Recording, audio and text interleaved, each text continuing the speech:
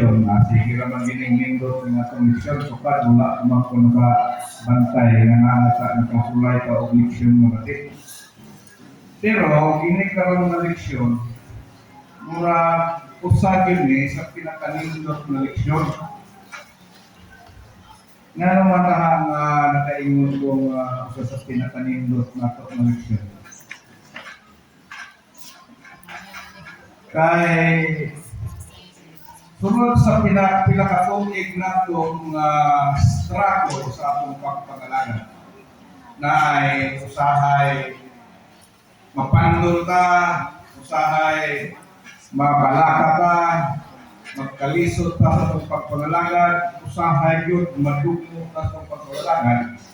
Pero dire doon lang yun ta kung sa'y atong gihandong. Sa may atong gihandong sa itong pagpangalanan. Langit yun. Langit ang gihandong. Pero, ingon si sa pastor na ingon, pili niya sa iyo. Magliso di ay ta o kapon ko ng atong handong langit. Nga naman, wala kang tayong base dito sa langit. Wala yung earth embassy dito. Maayo ang Amerika kaya ang Pilipinas na embassy sa Amerika, na embassy sa Taiwan, na embassy sa lain nasod. Makatabang nato o process sa itong papilis para madawakon ta dito sa lain nasod. Pero sa langit, wala. Amot, kung may wala kong basa sa Biblia. Pero ang nakalindo, kay diining kabundagon, niingon ng atong leksyon, nga kita di ay sa karoto mga lumulubyo sa langit. Our lesson for this week wanted to tell us to where we are really bound for. Niining atong biyahe, tudluan pa sa atong leksyon kung asa yun ta kadulong.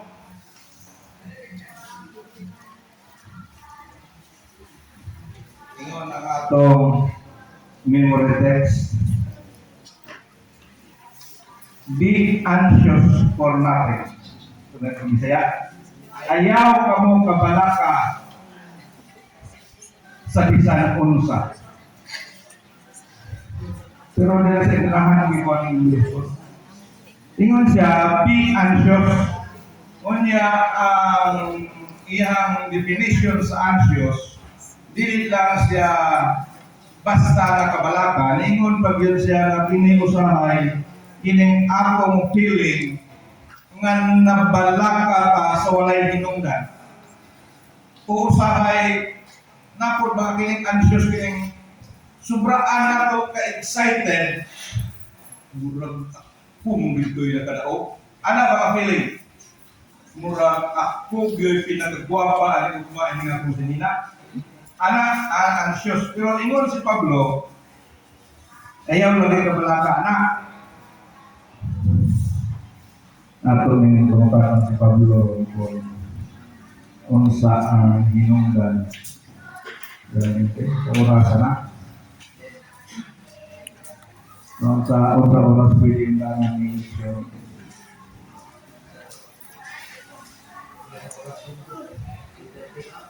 Pinatay